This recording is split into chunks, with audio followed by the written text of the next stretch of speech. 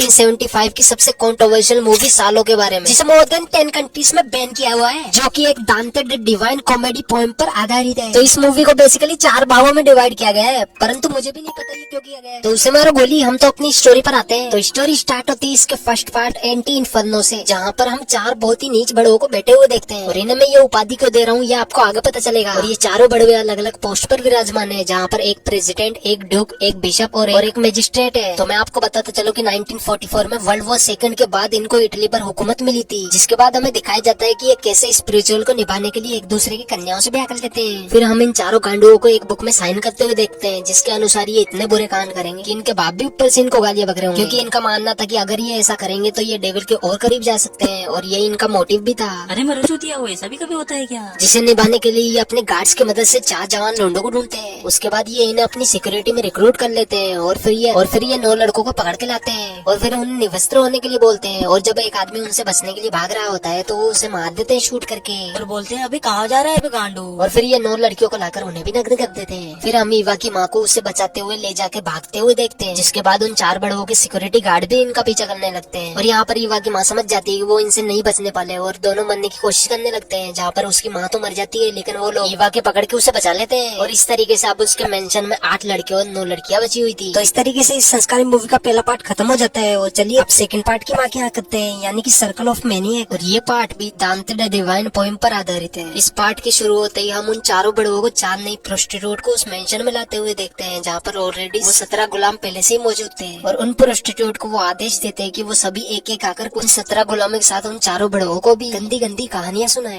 ताकि इन कहानियों को सुनकर वो गुलाम आपस में मास्टरबेट करने लगे। और फिर हमें पता चलता है कि ये चारों बेटचोद खुद तो कानून नहीं मानते, और ये इन 17 गुलामों के लिए कानून बना रखे हैं, जिसके अकॉर्डिंग कोई भी गुलाम अपने जैसे लिंग या विपरीत लिंग के साथ कुलगुल नहीं कर सकता। और इस दौरान इन सभी गुलामों को नेकेड ही रहना पड़ेगा, और ना ही ये भगवान का नाम ले सकते हैं, ना ही कुछ गलती कर सकते हैं। और फिर प्रोस्टिट्यूट अपने जीवन के सारे कस्टमरों के बारे में इनको बताने लगती है, जिससे गुलामों को भलाई घंटा फर्क न पड़ा हो, लेकिन वो चारों बड़े उत्तेजना से भर जाते हैं, और किसी भी मेल या फीमेल गुलाम को समय समय पर खुराक देने के लिए कमरे में भी ले जाते हैं। और फिर इस प्रोस्टिट्यूट की कहानी से मोटिवेट होकर वो मजिस्ट्रेट एक लड़की को मास्टरबेशन करने के लिए बोलता है। और क्योंकि वो लड़की बहुत ही ज्यादा छोटी होती है तो उसे पता ही नहीं होता कि मास्टरबेशन होता क्या है, और मनी मन उसे डॉग बोलने लगती है। और इन सब से तंग आकर वो किसी तरीके से वहाँ से निकलकर भागने लगती है। फिर मजिस्ट्रेट के साथ साथ कुछ गार्ड मनी मन उसे डॉग बोलने लगती है। और इन सब से तंग आकर वो किसी तरीके से वहाँ से निकलकर भागने लगती है। फिर मजिस्ट्रेट के साथ साथ कुछ गार्ड्स भी उसका पीछा करने लगते हैं, और गार्ड्स आगे जाके उसे पकड़ भी लेते हैं। और अब वो उसके साथ क्या करेंगे ये हमें आगे पता चलेगा। फिर हम सभी को एक रूम में खाना खाते हुए देखते हैं। फिर एक गार्ड एक लड़की को नीचे पड़ी हुई रिंग उठाने के लिए बोलता है, और इसी बात का फायदा उठाकर वो अपना सामान उसकी तिजोरी में रख देता है। और इस प्रक्रिया को देखकर पता नहीं उस बड़े को क्या ही चुल मस्ती है कि वो अपने दोनों सेब ले जाकर उस आदमी को दे देता है, और बोलता है इसे भी काटो।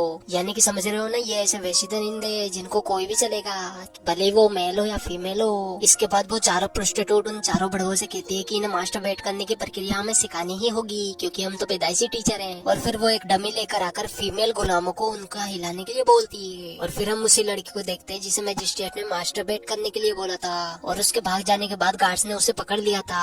और फिर हम उस लड़की की डेड बॉडी को देखते हैं जिसे उन लोगों ने गला काट कर मार दिया था। और वो सभी गुलामों को वार्निंग भी देते हैं कि अगर किसी ने भी यहाँ से भागने की कोशिश की तो उसका भी असर यही होगा। और फिर हम मजिस्ट्रेट को देखते हैं जो कि अपने कोलों को चेयर पे से उठा लेता है, और बोलता है कि अब हमें इसमें से एक मेल और फीमेल को चूज करके उनका ब्याह कराना चाहिए। फिर वो इन दोनों का शुभ मंगल विवाह कर देते हैं, और उसके बाद उन दोनों को आपस में गुलगुल करने के लिए एक रूम में छोड़ देते हैं। और जब वो दोनों इस बात को मानकर गुलगुल करने लगते हैं तो पीछे से उन 4 बड़ुओं में से 2 बड़ुओं से रहा नहीं जाता, और वो वहाँ पर आकर उन दोनों को रोक देते हैं। ये तो बड़ी बात हो गई, हाथ आया पर सामान न लगाया। फिर उसके बाद ये दोनों बड़ुओं उन दोनों के साथ इस क्रिया को संपन्न करने लगते हैं। उसके बाद ये चारों बड़ुओं उन फीमेल्स गुलामों को डॉग की तरह ट्रीट करने लग जाते हैं, डॉग की तरह खाना खिलाते हैं। और जब एक लड़की नहीं खाती तो उसके खाने में कील मिलाकर उसे खिला देते हैं, जिसकी वजह से उसके मुंह में से भी ब्लड आने लग जाता है। अब हम करते हैं इसके थर्ड पार्ट को एक्सप्लेन, जिसका नाम था सर्कल ऑफ शेड। तो ये वाला पार्ट काफी ज्यादा डिस्कस्टिंग हो सकता है, और अगर आप कमजोर दिल वाले हो तो आप इस पार्ट को स्किप कर सकते हो, लेकिन मैं आपको रिकमेंड करूंगा कि आप इस वीडियो को पूरा वॉच करें। तो दोस्तों अब थर्ड पार्ट स्टार्ट होता है, जहाँ पर सिग्नोरा मैगी नाम की सेकंड प्रोस्टिट्यूट आती है, और अब वो अपने बारे में सभी को बताने लगती है। वो बताती है कि एक बार उसे अपनी माँ को ही मारना पड़ा था, जिस पर मजिस्ट्रेट बड़वा अपनी अपाइज बुद्धि से बोलने लगता है कि सेक्रीफाइस तो देना ही पड़ता है, इवन लोग बेवकूफ है जो कि माँ को ही सब कुछ अपना मानते हैं। फिर ईवा, जिसकी माँ ने मूवी के स्टार्टिंग में अपनी जान का सेक्रीफाइस करके उसको बचाने की कोशिश की थी, अपनी मोम को याद करके रोने लगती है, जिस पर मजिस्ट्रेट काफी ज्यादा गुस्सा हो जाता है और अब ईवा भगवान का नाम भी लेने लग जाती है, जो कि उन बड़ुओं की नजरों में एक बहुत ही बड़ा पाप था। और अब गुस्साया मजिस्ट्रेट अपना पजामा खोल के वहीं पर सबके सामने शीट कर देता है और अब वो ईवा को उसे खाने के लिए बोलता है और मजबूरन ईवा को ये डिस्कस्टिंग चीज करनी ही पड़ती है। और इस सीन को देखकर मुझे भी दीपक कलाल की एक लाइन याद आ जाती है,